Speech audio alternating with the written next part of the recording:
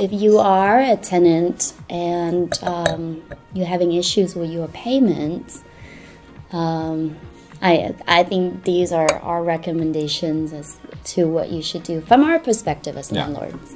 Yeah, and as a tenant, if you are going to default, or if you find that you are going to default, there's a lot of, it seems like a lot of people are they're losing their jobs or their hours are getting cut. I think the first thing you need to do is talk to your tenant, talk to your landlord, or talk to the property management company. I think I cannot stress enough the importance of having that dialogue. And if you have that dialogue, there's always ways to work something out, I think. Yeah.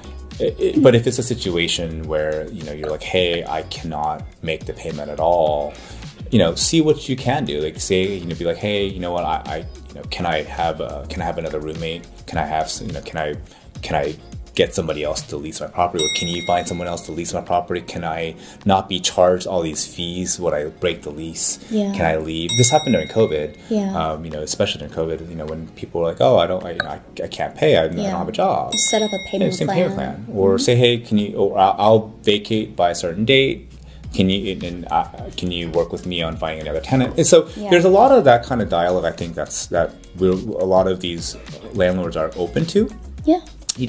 But if you don't ask and you just kind of, sit there in a corner and let the rent accumulate and get to a point where it's something that you can, never pay back, I think that's where the daunting figure comes from, right? So if you're paying like $1,500 in rent, maybe it is the $400 a week or $500 a week that you can't afford, right? Right. But if you can't, maybe you can't do the one-time $1,500, and then you're behind 2 months, then it's $3,000, then you're thinking, oh my gosh, how am I going to pay this back? And then it becomes $4,500, then it becomes $6,000. So because it accumulates so fast, I think that you have to figure out a way to kind of work it out. So communicate.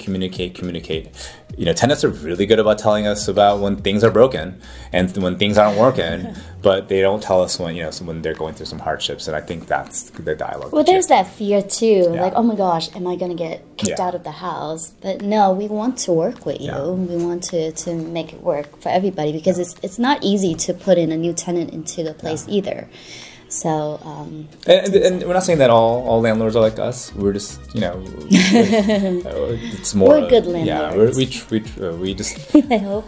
Well, we hope. We don't make very much money from it, but at least at this point that we're actually being, we're able to kind of help. And I think that we're seeing more and more stories, and we may see more and more stories like this as the economy kind of changes, and more renters come. I think that with the rates being where they are, a lot of people are turning back to renting properties instead of purchasing.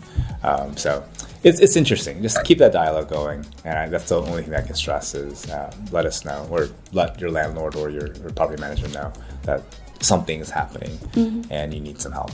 So let us know if you have questions. Cheers. Cheers. Good luck.